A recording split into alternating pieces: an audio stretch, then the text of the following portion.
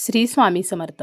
उद्या गुढीपाडवा आलेला आहे. 3.5 मुहूर्तांपैकी एक संपूर्ण मुहूर्त म्हणजे गुढीपाडवा.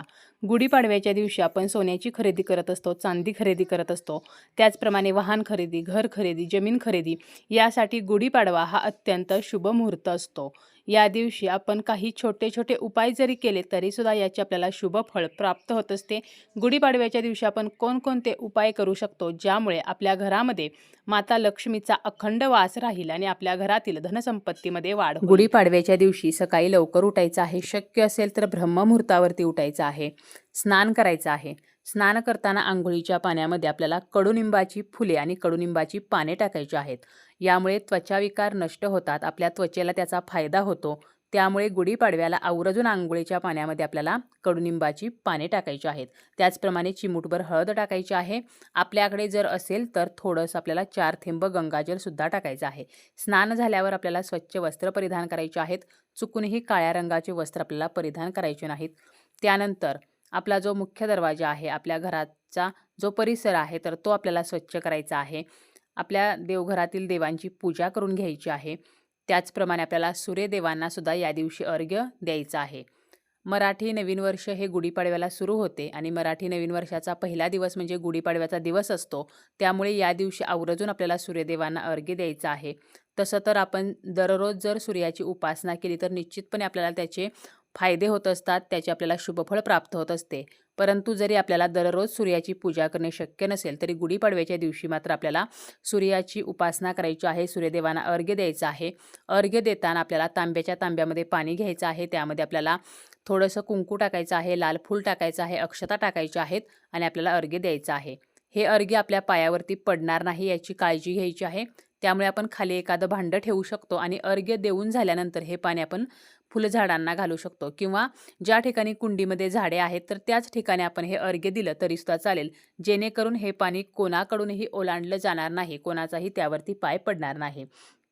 त्यानंतर या दिवशी आपण सोन्याची खरेदी करू शकतो. सोन्याची खरेदी करणे शक्य झालं नाही तर आपण काही इतर वस्तू आहेत त्यांचीसुद्धा गुढीपाडव्याच्या मुहूर्तावरती खरेदी करू शकतो. आपल्याकडे जर श्रीयंत्र नसेल किंवा घरामध्ये गजलक्ष्मी नसतील, कवड्या नसतील तर त्यांची खरेदी करून आपण घरामध्ये स्थापना करू शकतो. तसेच धनधान्यामध्ये बरकत यावी, आपल्या घरामध्ये पैशाची कमी राहू नये म्हणून आपल्याला गुढीला कडुनिंबाची पाने, धने, गूळ आणि हरभऱ्याची डाळ तर हे एकत्र करून नैवेद्य जो आहे तर तो दाखवायचा आहे. यामुळे आपल्या घरामध्ये बरकत येते. तसेच जेव्हा आपण गुढी उभी करतो त्यावेळेला गुढीवरती आपण जो कलश ठेवतो तर त्या कलशामध्ये सुद्धा आपल्याला एक वस्तू ठेवायची आहे. यासाठी आपल्याला एक कापडाचा तुकडा घ्यायचा आहे. लाल रंगाचा किंवा पिवळ्या रंगाचं आपल्याला कापड घ्यायचं आहे आणि 11 रुपये आपल्याला घ्यायचे आहेत. आणि या कापडामध्ये आपल्याला 11 रुपये म्हणजे 1-1 रुपयाची आपल्याला 11 नाणी घ्यायची आहेत.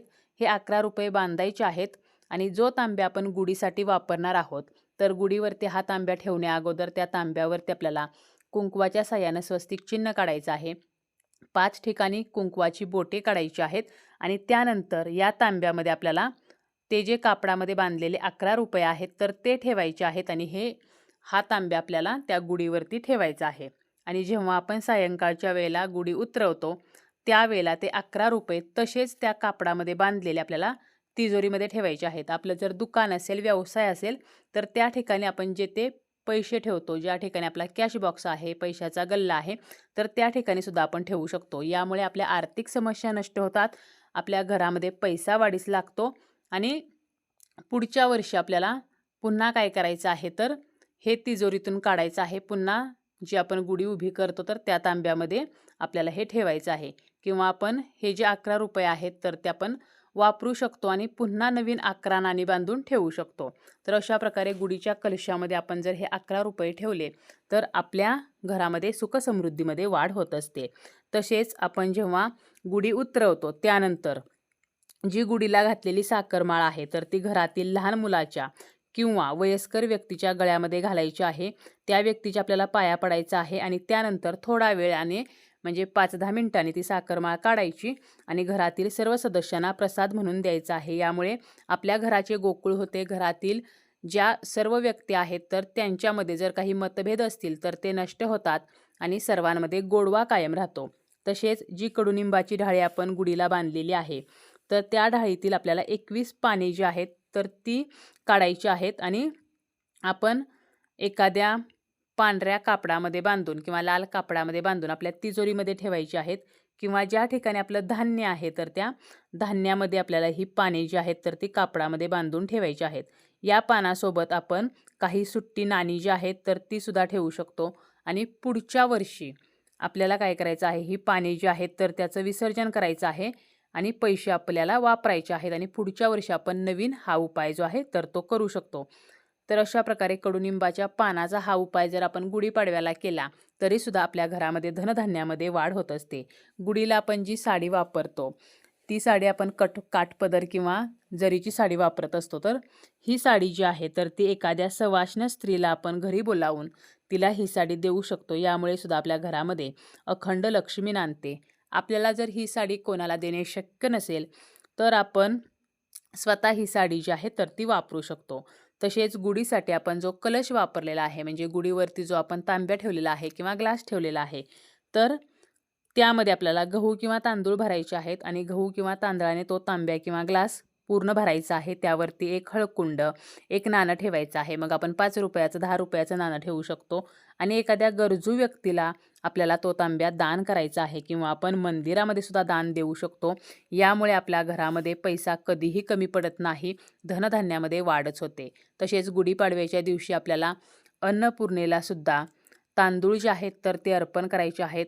अन्नपूर्णेची सुद्धा पूजा करायची आहे कारण अन्नपूर्णा मातेच्या कृपेनेच आपल्याला जे काही जेवण जेवायला मिळत असते त्यामुळे आपल्याला अन्नपूर्णेची सुद्धा या दिवशी पूजा करायची आहे. आपण संपूर्ण चैत्र महिना अन्नपूर्णेला जर तांदूळ अर्पण केले तरीसुद्धा आपल्या घरामध्ये कधीही अन्नाची कमी भासत नाही. अन्नधान्याचा कधीही तुटवडा जो आहे तर तो निर्माण होत नाही. जेव्हा आपण गुढी उभी करत असतो तर त्यावेळेला गुढीला आपण एक वस्तू आवर्जून बांधू शकतो. म्हणजे आपल्याला एक पोटली तयार करायची आहे.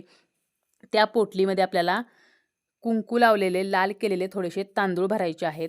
त्यानंतर त्यामध्ये 7 चिमूट पिवळी मोहरी, 4 पिवळ्या कवड्या, 4 गोमती चक्र, 4 कमळगट्ट्याचे मणी, 4 फुल असलेल्या लवंगा, 4 अखंड वेलची, 1 चांदीचा शिक्का किंवा 1 रुपयाची 11 नाणी. तर हे सर्व साहित्य वापरून आपल्याला ती पोटली तयार करायची आणि गुढी उभारायच्या अगोदर ती पोटली आपल्याला घ्यायची आहे हातामध्ये आणि आपल्या देवघरासमोर आपल्याला लक्ष्मी मातेसमोर बसायचं आहे. महालक्ष्मी अष्टकम आपल्याला 3 वेळेला म्हणायचं आहे. 108 वेळेला लक्ष्मीचा मंत्र म्हणायचा आहे आणि त्यानंतर ही पोटली लक्ष्मी देवीसमोर ठेवायची. तिला हळदी कुंकू व्हायचं, फूल अर्पण करायचं, लक्ष्मीला प्रार्थना करायची की माझ्या घरामध्ये तुझा सदैव वास राहू दे आणि त्यानंतर ही पोटली गुढीला बांधायची आणि जेव्हा सायंकाळी आपण गुढी उतरवतो त्यावेळेला ही पोटली आपल्या तिजोरीमध्ये ठेवायची आहे. वर्षभर ही पोटली अशीच राहू द्यायची आहे.